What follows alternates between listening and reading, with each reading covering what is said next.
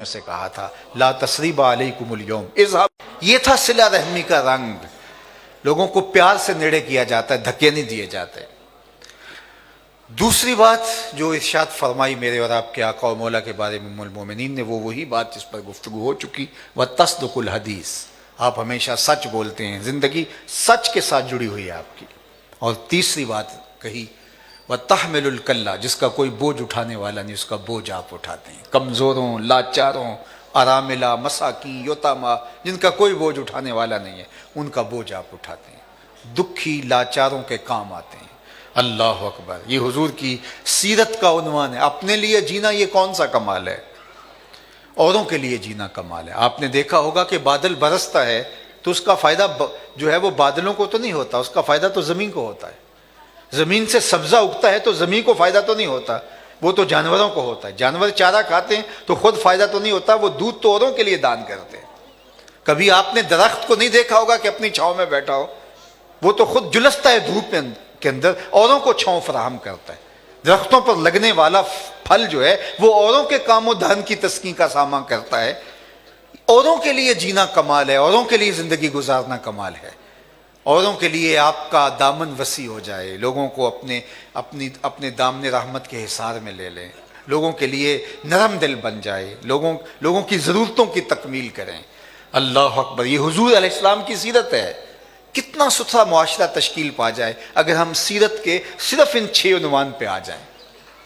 وَتَحْمِلُ الْكَلَّ وَتَقْسِبُ الْمَعْدُومِ، جس کا کوئی کمانے والا نہیں ہے، اس کی ضرورت آپ پوری کرتے ہیں، اس کے لیے آپ کمائی کر کے اس کی ضرورت کی تکمیل کرتے ہیں.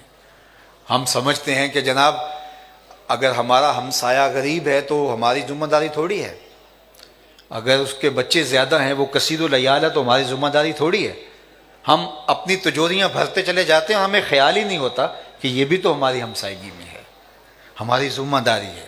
یہ تو پھر کفار والی بات ہوئی. کفار مکہ نے کہا تھا کہ جن کو اللہ نے غریب بنایا ہے ہم ان کو کیسے امیر کر سکتے ہیں، جب اللہ نے نہیں دیا تو ہم کیوں دیں ان کو.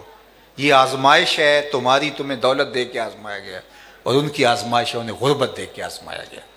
میں کہتا ہوں اسلامی معاشرت کے اندر جب ہم ایک دوسرے کا درد بانٹنے کی جو تلقین کی گئی ہے، مجھے بتائیے ایک گلی کے اندر 10 گھر ہیں، اگر 10 گھر ایک گلی کے اندر ہیں تو اس میں سے 2 گھر ہوں گے جو غریب ہوں گے، باقی 8 گھر جو ہیں وہ آسودہ ہوتے ہیں، اور اس میں سے کوئی بہت اچھے ہوتے ہیں اور کچھ چلو اپنا گزر کر رہے ہوتے ہیں. تو یہ 10 گلی کے گھر جو ہیں ان میں سے 8 افراد اگر آسودہ ہیں تو کیا وہ ان 2 گھروں کو اپنے ذمہ نہیں لے سکتے؟ صرف اپنی ہی گلی سنبھال لیں، ان کی بیٹیوں کو اپنی بیٹیاں سمجھ لیں اور ان کی شادیوں کا اہتمام کرنے مشکل میں ان کے کام آ جائیں تو اللہ کتنا راضی ہوگا. لیکن ہم سمجھتے ہیں کہ ہمیں کیا لگے. نہیں، ہمارا معاشرہ یہ تو ویشیوں کا معاشرہ ہے، انسانوں کا معاشرہ تو ایسا نہیں ہوتا. تو اگر ہم صرف اپنی گلی سنبھال لیں، میں فہرست بنا لوں اپنے محلے کی، امراء کی بھی بنا لوں اور غرباء کی بھی بنا لوں، اور غریبوں کی مدد اپنے ذمے لے لوں، تو کتنا اچھا ماحول بن جائے، کوئی بھوکا نہ سوئے. ہم دین سمجھتے ہیں شاید سجدے کرنے کو، ہر سال عمرے کرنے کو. اگر ہمسایہ غریب بھوکا سو جائے 40 دن نماز قبول نہیں ہوتی. اللہ نے ان نمازیوں کی مذمت کی ہے جو نماز تو پڑھے جا رہے ہیں لیکن ہمسائے کو برتنے کی چیز بھی نہیں دیتے. یمنعون الماعون کہا گیا نا، معمولی برتنے کی جو چیزیں ہوتی ہیں وہ بھی ان کو دینے کے روادار نہیں ہوتے، لیکن ان کے سجدوں کی فہرست دیکھ لو، تہجد بھی پڑھتے ہیں. تو اللہ نے کہا کہ یہ ریاکاری کی نمازیں ہیں، ٹکریں ہیں، نمازیں نہیں ہیں. چونکہ نماز احساس پیدا کرتی ہے، نماز آپ کو جوڑتی ہے معاشرت کے ساتھ.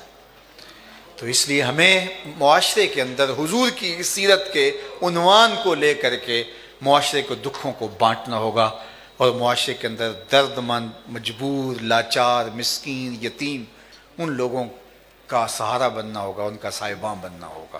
وَتَقْسِبُ الْمَعْدُومِ وَتَقْرِ الضَّيْفَ، اور پھر ایک وصف بیان فرمایا حضور کا کہ آپ مہمان نواز ہیں.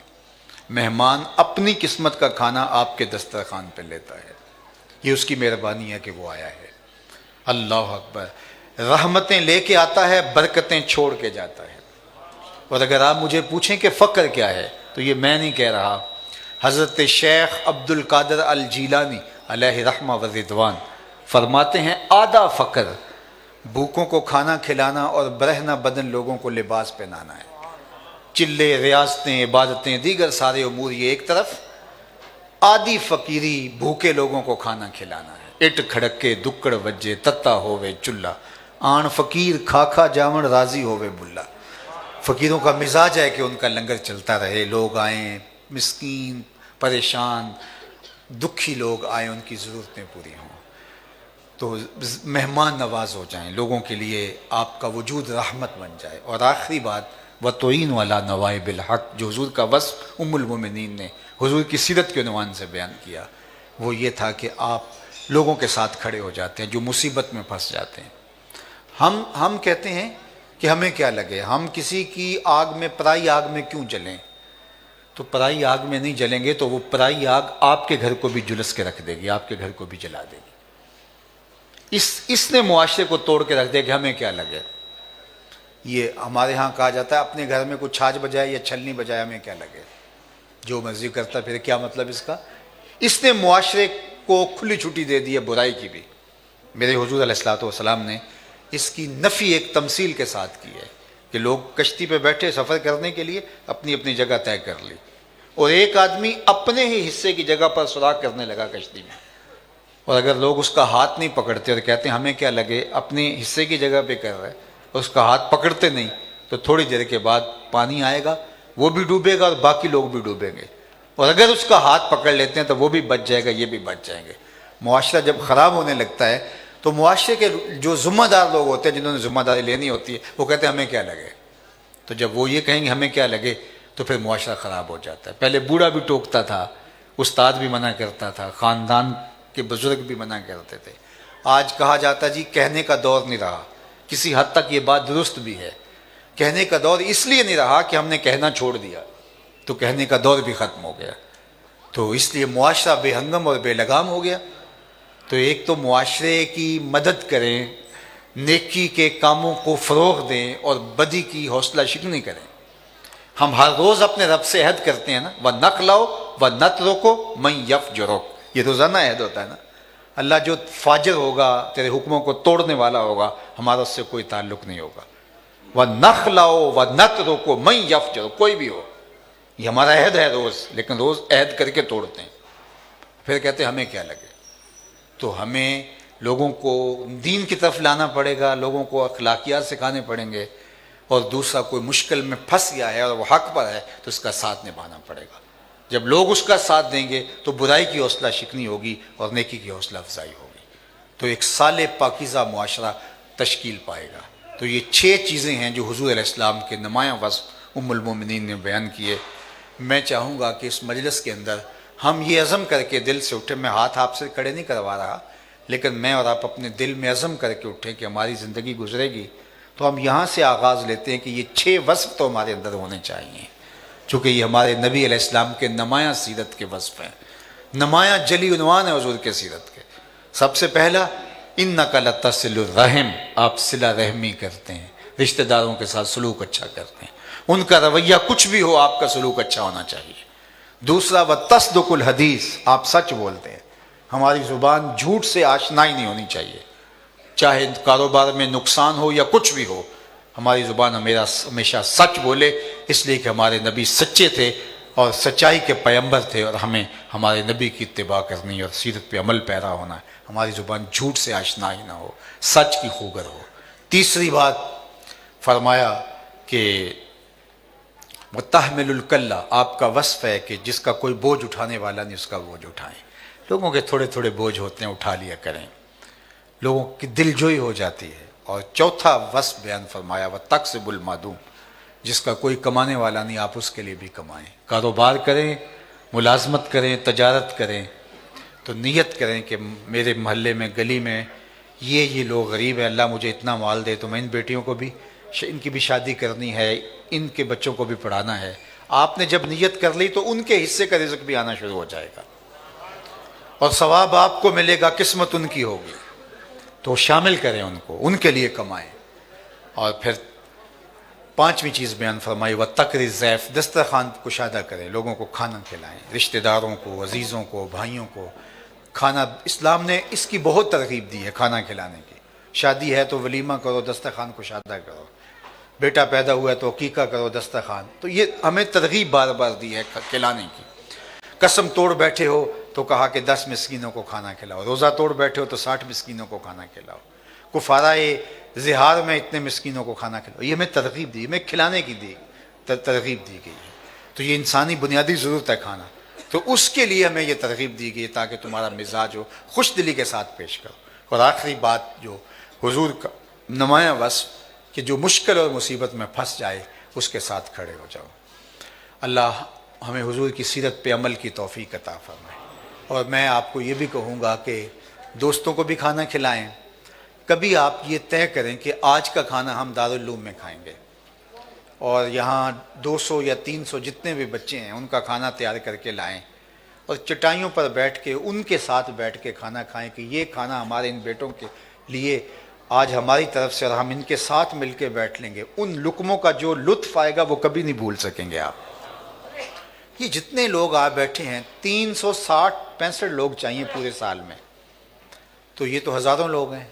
اور ہر بار آدمی یہ کہے کہ 150 یا 200 آدمیوں کا جو ہے وہ کھانا ایک وقت کا میں اپنے ذمہ لیتا ہوں، تو یہ کچن کا تو مسئلہ ہی حل ہو گیا یہاں ایک ہی مسئلے کے اندر، اگر ہم حضور علیہ السلام کی سیرت کو اختیار کرنے لگ جائیں تو آئیے میں اور آپ، یہ اللہ نے یہ مجھے بڑی خوشی ہوئی، مسرت ہوئی. میں اصل تھکا ہوا آیا ہوں، لیکن اس کے باوجود بھی اتنی گفتگو کی اللہ نے ہمت دے دی، توفیق دے دی، تو بڑی مسرت ہوئی. اوپر نیچے کتنا ہجوم عاشقاں ہے، اور میں سمجھتا ہوں کہ اس امت پہ اور اسلام پہ اللہ کا کتنا فضل ہے کہ اس دور کے اندر بھی جو زوال امت کا دور ہے، اس دور کے اندر بھی حضور کی محبت سینوں میں رکھی ہوئی ہے. اس دور میں بھی اسلام کا پیار اللہ نے سینوں میں رکھا ہوا ہے.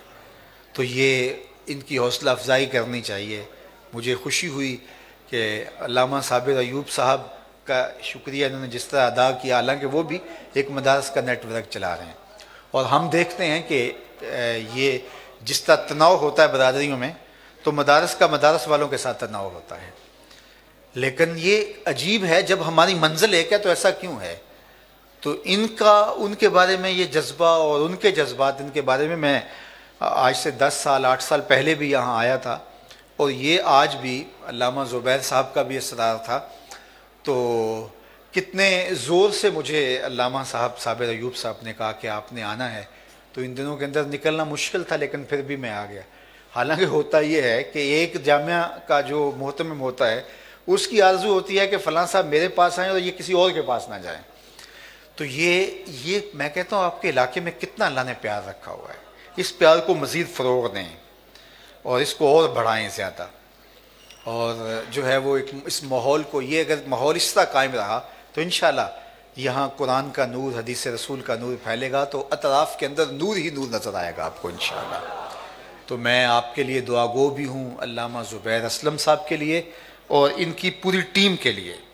اللہ ان کو جزائے خیر عطا فرمائے اور ان کو برکتوں سے مالا مال فرمائے. ان کے ساتھ جو جڑے ہوئے لوگ ہیں، ظاہر ہے کچھ چہرے سامنے ہوتے ہیں، کچھ چہرے سامنے نہیں ہوتے ہیں، لیکن جو ہے وہ کاموں کے اندر ان کا کردار بھی اسی طرح ہوتا ہے.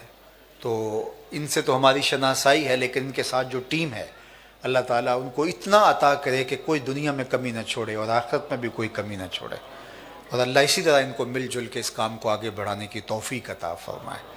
اور اس جو نئے درس گاہ کا آغاز علامہ میروی صاحب زیدہ مجدہ کے ہاتھوں سے رکھوایا گیا ہے، اللہ تعالیٰ اس کو بھی فروغ عطا فرمائے اور بہت جلد بناتے اسلام کے لیے یہ درس گاہ بھی اس ماحول میں چمکتی ہوئی دکھائی دے. میں سوچتا ہوں کبھی کہ جس طرح ہم یہاں زمین پہ کھڑے ہو کے دیکھتے ہیں تو آسمان پہ جگہ جگہ ستارے ہمیں نظر آتے ہیں ٹمٹماتے ہوئے.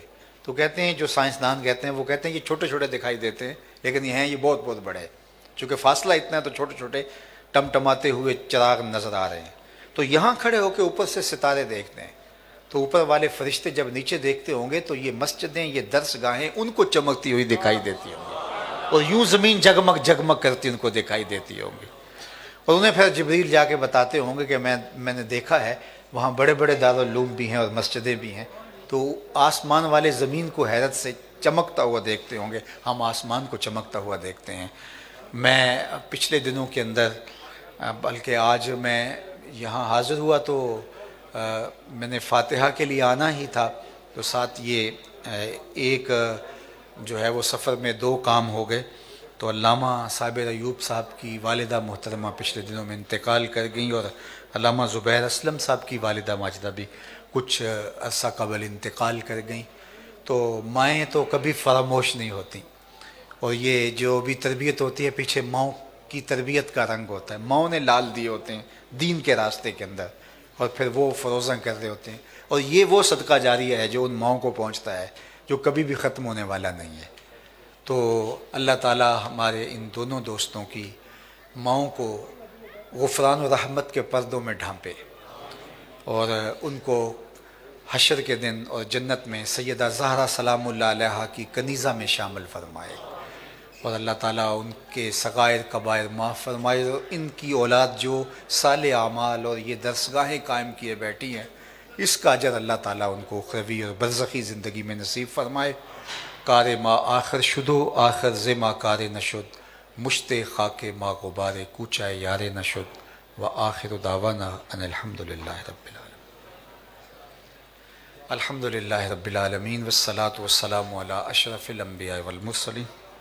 اللہ اٹھے ہوئے ہاتھ کبھی بھی خالی نہ موڑے جائیں، پھیلی ہوئی جھولیاں رحمتوں سے بھر دی جائیں، بخت کی بہاریں نصیب ہوں، مقدر کی خزائیں رخصت فرما دی جائیں۔ علامہ اسلم زبیر صاحب، ان کے جملہ رفقائے کار، اس ادارے کے معاونین، متعلقین، معلمین، معلمات، متعلمین و متعلمات، بچے، ہمسائیگی میں بسنے والے، اللہ سب کو جزائے خیر عطا کر۔ جس نے اس درس گاہ کی تعمیر میں ایک اینٹ بھی پیش کی، اللہ اسے بھی جزا دے، بلکہ جس نے سڑک سے گزرتے ہوئے اس درس گاہ کو محبت کی نظر سے دیکھ بھی لیا ہے، اللہ اس کو بھی جزا عطا کر دے۔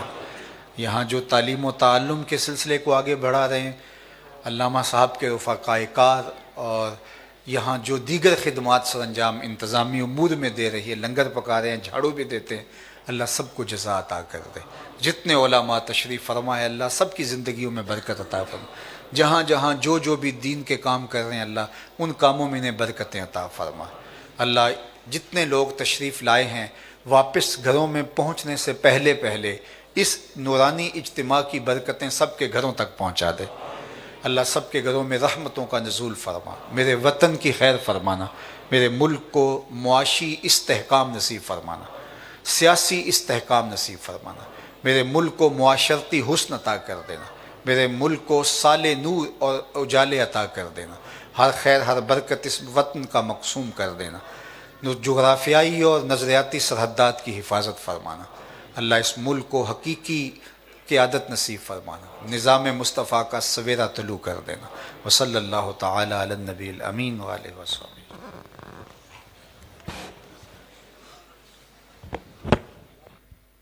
تمامی احباب کا بے حد شکر گزار